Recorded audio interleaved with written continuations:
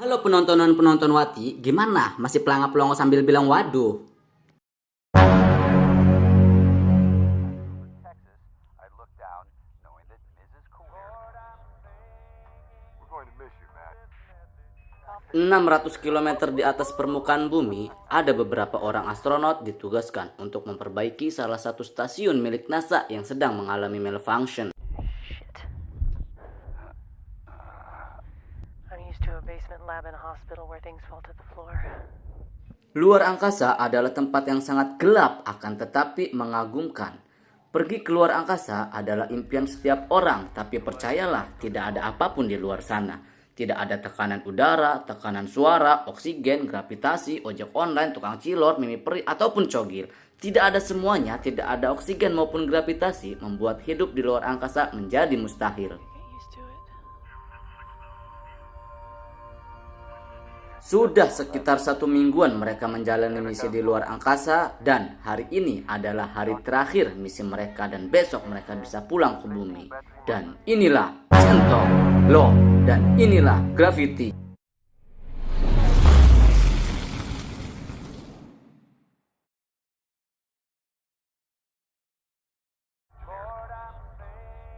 We're going to miss you, Matt. System is ready. Berfokus kepada kedua orang astronot yaitu Matt Kowalski, ini rerainya sebagai kepala misi, dan Dr. Ryan Stone, ini parasnya sebagai insinyur biomedis, sedangkan dua sisanya Sheriff sebagai teknisi dan kapten pesawat ulang-alik Explorer. Blue eyes.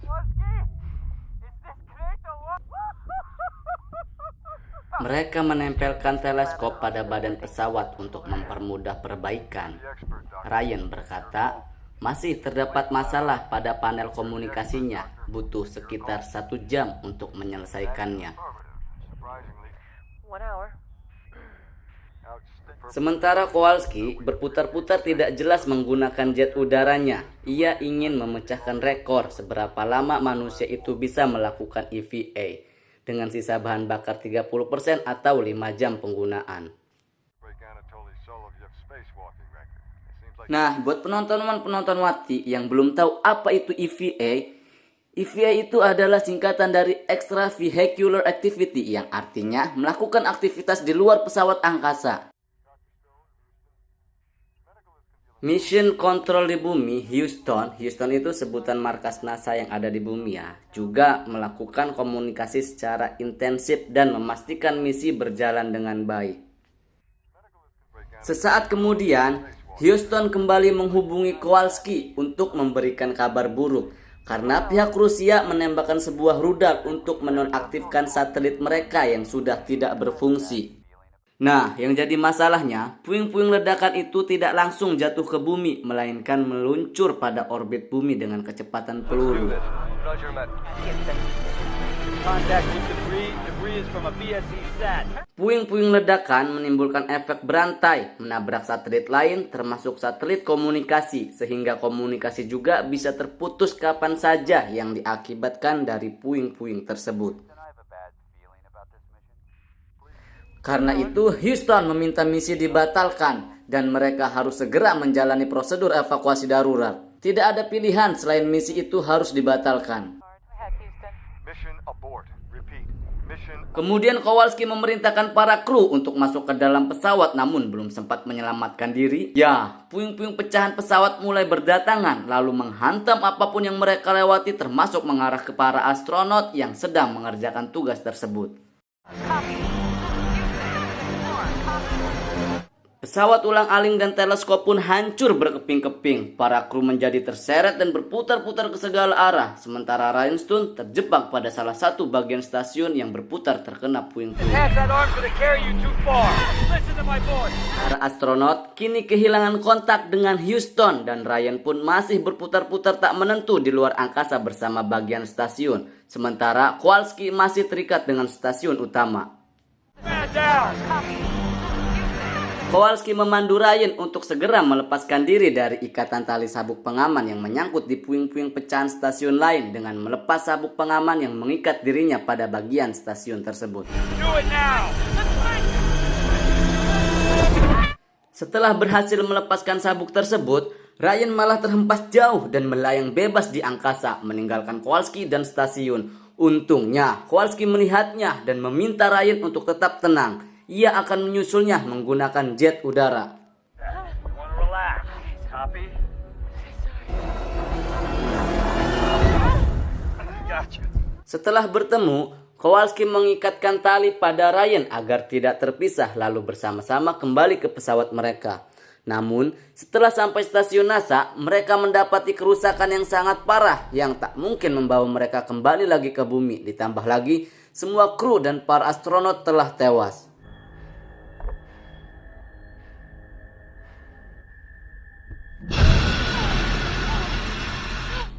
Kowalski memutuskan untuk menuju ke stasiun luar angkasa terdekat, yaitu stasiun angkasa yang memiliki Soyuz atau travel pod yang bisa mereka gunakan untuk pulang ke bumi. Jaraknya juga tidak begitu jauh, mereka meyakini pasti bisa sampai dengan kapasitas bahan bakar jetpacknya yang memadai. We were gonna get hit no matter what. We have to make our way to the space station. Over there. The Soyuz to get back to Earth. Agreed? Sekedar informasi, buat penonton Wati mengenai Soyuz, Soyuz adalah merupakan sebuah wahana milik Rusia yang digunakan kosmonot ataupun astronot untuk pulang pergi menuju stasiun angkasa. Ya, intinya Soyuz itu seperti alat transportasi lah untuk astronot. Bacot! Sepanjang perjalanan, Kowalski dan Ryan mengobrol untuk mengusir kesunyian. Ryan berkata bahwa dia pernah kehilangan anaknya. Awalnya ia berpikir bahwa menjalankan misi ini tidaklah terlalu buruk. Di luar angkasa segalanya memang terlihat mengagumkan, namun di balik keindahan itu hanya ada kehampaan dan kekosongan.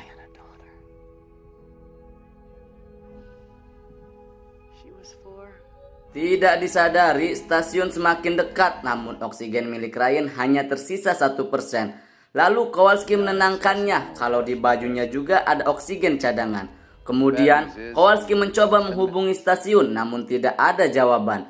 Ada kemungkinan kru yang ada di sana sudah melakukan prosedur evakuasi. Terlihat skoci yang tersisa hanya tinggal 1, namun terdapat kerusakan pada permukaannya dan parasutnya juga sudah mengembang. The first Soyuz is missing. The second Soyuz exhibits pod for re-entry is impossible. Sangat-sangat tidak memungkinkan bagi mereka menggunakannya untuk pulang ke bumi. Kowalski berkata bahwa ia menyimpan sedikit gas pendorong dan ia akan menggunakannya untuk mempercepat sampai stasiun. Akan tetapi gasnya langsung kosong yang membuat Kowalski tidak bisa mengerem.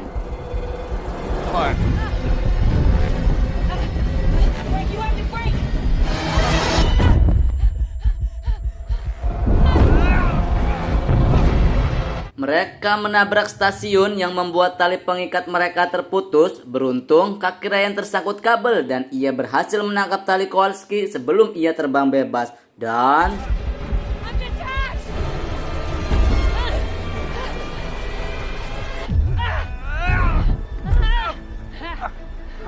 ya, gaya tarik Kowalski terlalu besar. Tali yang membelit Ryan pun perlahan mulai lepas. Kowalski berkata bahwa Ryan harus melepas tali itu agar Ryan tidak ikut terlempar bersamanya. You have to let me go. No. The ropes are too loose.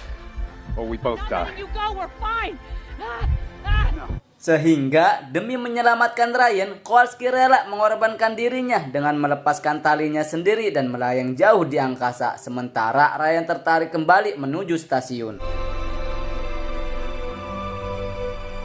Berhubung alat komunikasi yang masih aktif, Kowalski kemudian menghubungi Ryan lalu meminta segera masuk ke dalam ISS. Ia memberitahu kalau Soyuz masih bisa digunakan untuk menuju stasiun Tiangong milik Cina. Di sana juga terdapat pod penyelamat yang bisa ia gunakan untuk mendarat di bumi. Look, you need to board the station. Setelah masuk stasiun, Ryan pun melepas baju angkasanya lalu pergi ke ruang komunikasi untuk menghubungi Kowalski. Namun sayangnya tidak ada jawaban dari Kowalski. Ada kemungkinan jangkauannya terlalu jauh dan oksigen miliknya telah habis, yang artinya Kowalski telah meninggal. Matt, this is Ryan, copy? I'm here, I'm on the station, do you copy? Sungguh apesnya bibi Ryan ini karena tiba-tiba alarm berbunyi terjadi kebakaran di ujung yang membuat Ryan bergegas untuk memadamkannya. Meski berhasil memadamkannya, ISS hanya mampu bertahan selama 4 menit. Ryan lalu masuk ke dalam Soyuz untuk menerbangkannya, namun ia lupa kalau parasutnya telah mengembang dan tersangkut ke stasiun. Karena itu dia tertarik dan tidak bisa pergi kemana-mana sehingga apa boleh buat ia terpaksa keluar untuk melepas tali parasut yang tersangkut itu.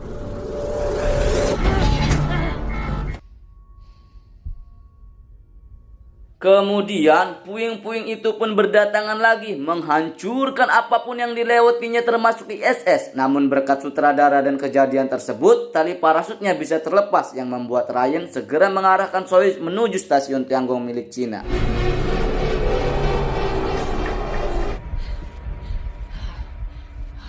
Dengan jarak yang tidak terlalu jauh, sekitar 100 mil, akan tetapi lagi dan lagi apesnya masih berpihak padanya karena berulang kali Ryan menekan tombol launcher. Ya, Soyuz sama sekali tidak bergerak yang kemungkinan wahana antariksa tersebut kehabisan bahan bakar.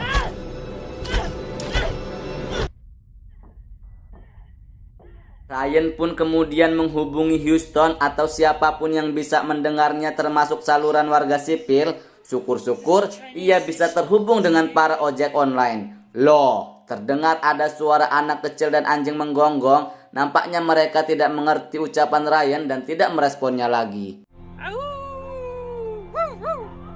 Ryan pun sudah mulai putus asa dan berpikir mungkin inilah akhir jalan dari hidupnya. Lalu memejamkan mata. Tiba-tiba terdengar seseorang mengetuk jendela yang ternyata adalah Kowalski. Kowalski kemudian membuka pintu lalu masuk ke dalam. Karena Ryan penasaran bagaimana ia bisa selamat, Kowalski pun menjelaskan bahwa dia menemukan baterai cadangan untuk kembali setelah terombang-ambing di luar angkasa. Bukannya lemah, Kowalski malah terlihat sehat, kuat, ceria, sambil bertanya kepada Ryan kenapa masih juga belum pergi ke stasiun Tiangong. Ryan berkata kalau bahan bakar pesawatnya telah habis sehingga mustahil bagi dia untuk menjalankannya. Lalu Kowalski menyarankan agar mencoba prosedur soft landing. Kemudian Kowalski menegaskan kepada Ryan, apa ia ingin tinggal selamanya di luar angkasa? Yang perlu kamu lakukan hanyalah mematikan sistem lampu, memejamkan mata, melupakan semua orang, lalu berzikir mengingat Tuhan. Dengan itu, kamu bisa tenang di angkasa yang indah ini dan tidak ada satupun orang yang bisa menyakitimu, apalagi membegalmu.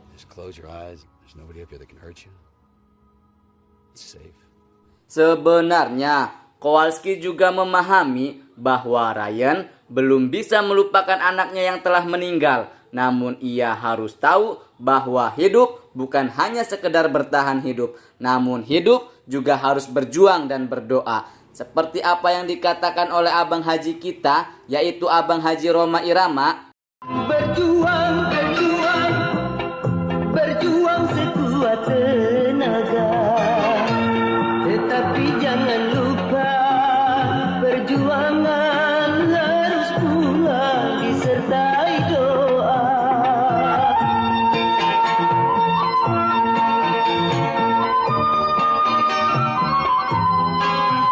Rintangan, rintangan, rintangan sudah pasti ada. Hadapilah semua dengan tabah juga dengan kebesaran jiwa. Lanjut. Kemudian Ryan kembali memejamkan mata dan saat membukanya, ya Kowalski menghilang entah kemana, yang artinya Kowalski tidak benar-benar selamat, melainkan hadir di dalam mimpinya untuk memberi semangat.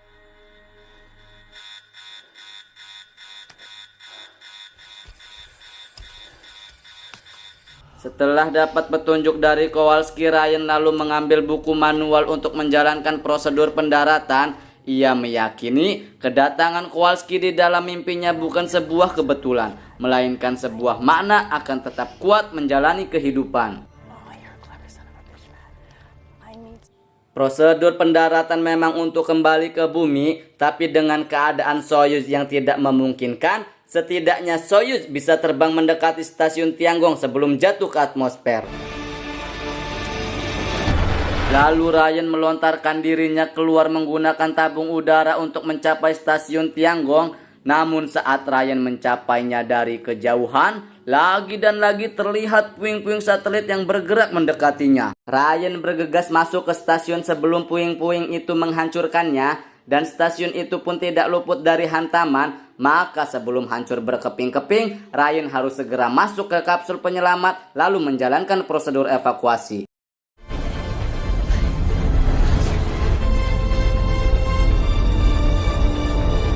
Ryan kemudian membuat laporan terakhir kepada Houston kalau ia melepaskan diri dari Tiangong milik Cina dan bersiap mendarat menuju ke bumi.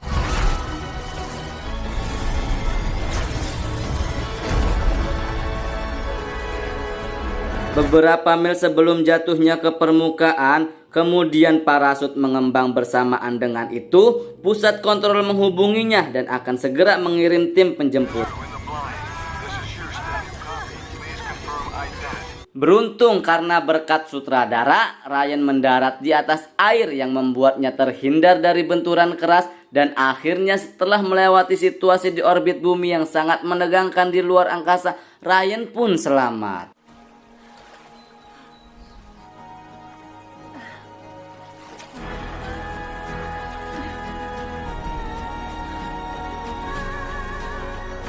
Tamat, yang bisa kita ambil dari film ini adalah kalau kita ingin terbebas dari masalah atau sengketa apapun, jadilah sutradara. Saya Wong selaku Ketua Umum Wong Tai Wong TV mengucapkan terima kasih kepada penonton Wati. Goodbye, madep, karep, mantep.